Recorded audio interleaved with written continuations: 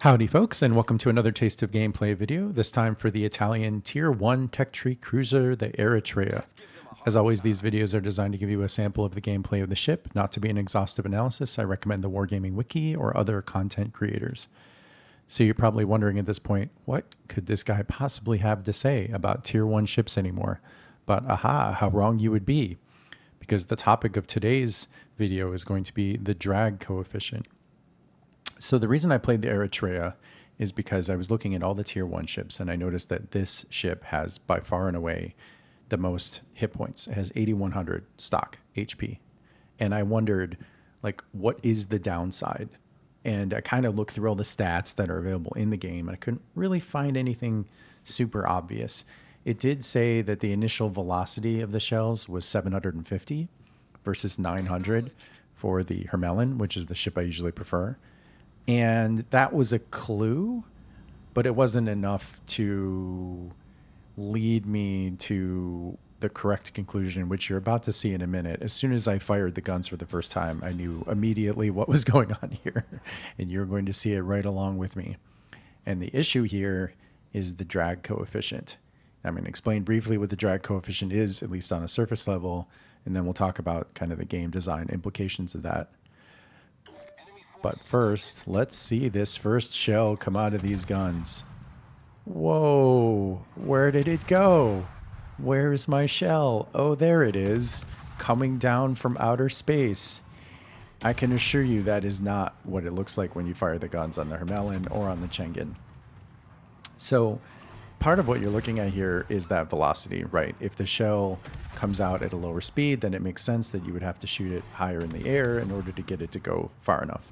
And basically what happens here, for those who don't know, is the reticle tells the game where you would like your shells to land, but then the game needs to do a calculation that I presume gunnery officers would do on an actual real ship to calculate based on the estimated parameters and particular physical characteristics of that gun and the shells, how high they need to aim in order to get it to go that distance.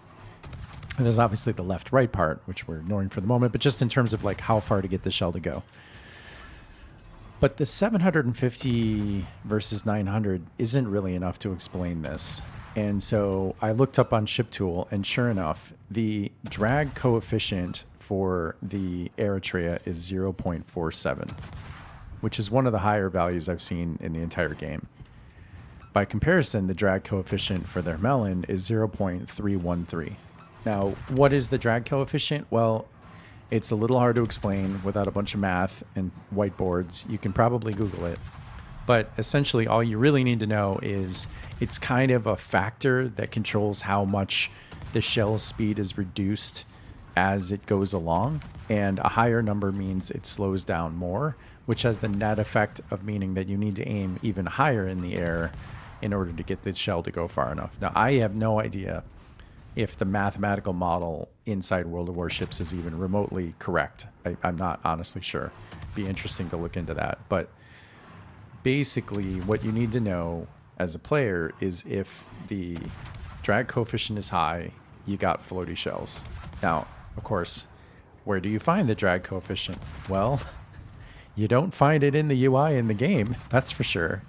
So once again, much like Sigma, we're talking about a really important number that you have no way of knowing from inside the game. Personally, I use a thing called ShipTool. I've talked about it a few times. It's at shiptool.st, and it will tell you. So this is not a secret. You're not hacking the game, right? These numbers are in the data files. It's not like not allowed for you to know what they are. It's just that Wargaming has decided you don't really need to know. And I don't know why they've decided that, to be honest.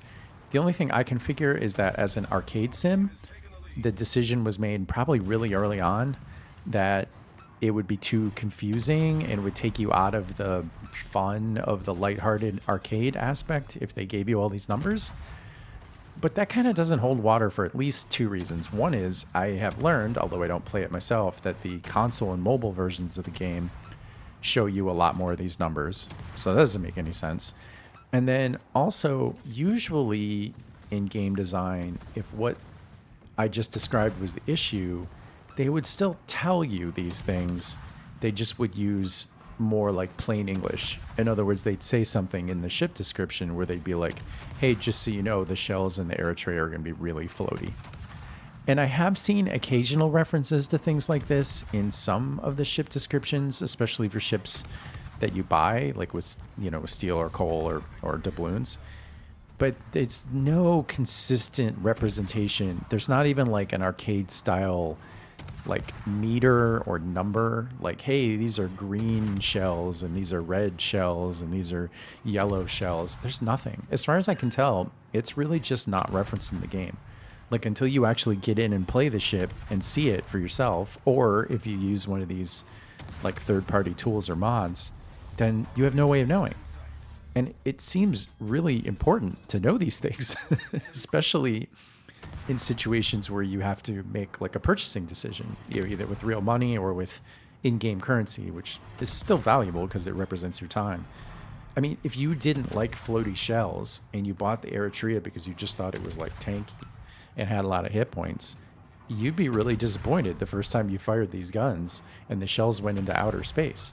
So why in the world would they? I actually don't know. If anybody knows, you feel free to tell me in the comments if Wargaming has ever made a public statement on the issue. I know they let people know these things. I mean, ShipTool is a very publicly available thing that has not been banned or disallowed. I've never even heard them say anything, you know, mean about it. It's totally legal. So it's not that you're not allowed to know. They just don't tell you. I just think it's super weird. I don't know. I don't really get it. Anyway, the Eritrea, it's fine. The Eritrea is a good ship as long as you can deal with these floaty shells. I don't like floaty shells, so I'm not super into it. But now I understand why it has so many hit points. That's the trade-off. You get more hit points in return for these floaty shells. So that's it for this video. Thanks for sticking with me through that little rant, and I will see you guys in the next one.